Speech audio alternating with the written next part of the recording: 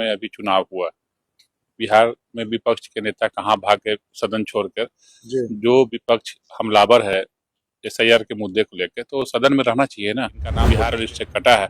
वही लोग 2 दिन बाद 4 दिन बाद खुद जाके सरेंडर हो गए कि नहीं, हमको ये लोग सिखला कर लाए थे, हमारा नाम नहीं कटा है। जनता ने उनको नकारा है। अगर मशीनरी जीता है तो हमारे प्रत्याशी कहीं 100 वोट से, कहीं 150 वोट से हार गए। अगर मशीनरी में छेड़छाड़ होता, मशीनरी अगर हमारे कंट्रोल में होता तो हमारे प्रत्याशी 200, 500, 1000 वोट से नहीं हारते। नमस्कार, न्यूज फॉर नेशन देख रहे हैं आप। मैं हूं आपके साथ धीरज सिंह। संसद में विपक्ष लगातार मांग कर रहा था कि एसआईआर के मुद्दे पर चर्चा होनी चाहिए। अब चुनाव सुधार को लेकर संसद में चर्चा हो भी रही है। हमारे साथ है भाजपा नेता मुकेश निषाद जी। मुकेश जी, एसआईआर को लेकर लगातार विपक्ष डिमांड कर रहा था कि संसद पे इस पर बहस होनी चाहिए। एसआईआर पर तो नहीं, लेकिन चुनाव सुधार के मुद्दे पर आज चर्चा हो रही है। पहले तो विपक्ष लगातार कह रहा है कि एसआईआर के कारण ही लोकतंत्र खतरे में है। पूरे देश भर में चुनाव आयोग खेल कर रही है। देखिए, अब जिस विपक्ष की बात कर रहे हैं, बिहार में अभी चुनाव हुआ। बिहार में विपक्ष के नेता कहाँ भाग गए सदन छोड़कर। जो विपक्ष हमलावर है एसआईआर के मुद्दे को लेकर, तो सदन में रहना चाहिए ना। बिहार के आपने देखा होगा, लोग खोज रहे थे कि विपक्ष के नेता कहाँ है। विपक्ष के नेता सदन से गायब थे।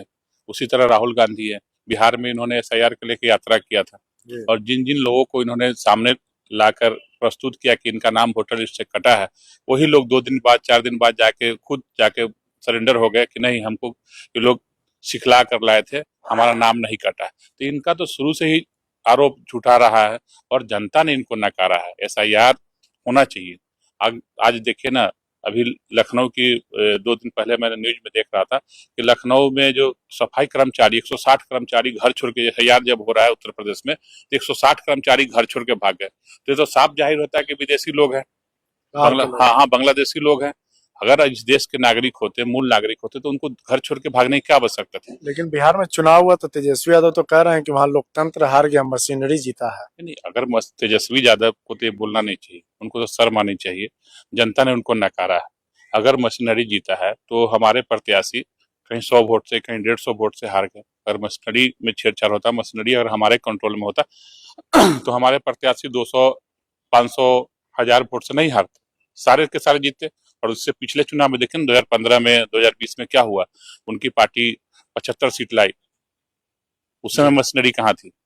ये सब कहने की बात है, जनता ने उनको नकारा है।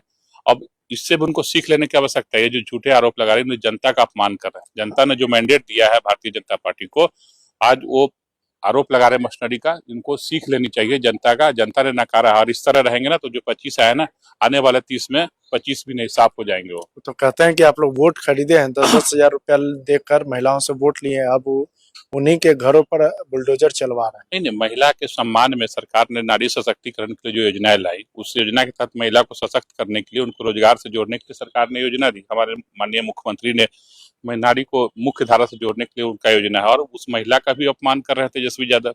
तो उनके परिवार में तो क्या होता, आप देख ही रहे महिला किस तरह उनके यहाँ अपमान, खुद वो घर की महिला को अपमानित करते हैं, तो प्रदेश की महिला को क्या करेंगे।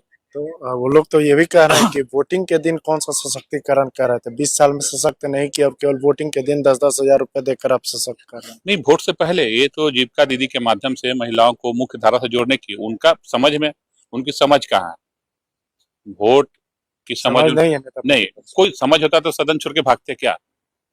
जिस नेता प्रतिपक्ष को सदन की गरिमा नहीं पता है, सदन में स्पीकर के चुनाव में तो बधाई दी है, नीतीश कुमार को उत्तम स्वास्थ्य की भी कामना की है, लेकिन उसके अगले दिन जब उनकी सदन की कार्यवाही होती है, उसमें नेता प्रतिपक्ष का हम रोल होता है, उस समय तो सदन छोड़ के भाग गए। वो निजी जीवन भी नहीं, निजी जीवन होता है, लेकिन निजी के साथ जो जनता ने आपको चुना है, राघोपुर की जनता से उम्मीद करके उनको जिताई है, तो राघोपुर की जनता का सदन में सवाल कौन उठाएगा। उनकी समस्या का सदन में कौन सवाल उठाएगा। राघोपुर से तो की जनता ने उनको चुना है ना। राघोपुर की जनता तो उनसे आस लगाए बैठी है। तो वैसे राघोपुर की जनता के आपके माध्यम से कहना चाहते हैं कि इस बार आपने गलती किया, लेकिन 30 में ऐसे प्रतिनिधि को नहीं चुने जो सदन छोड़ के भाग जाता हो।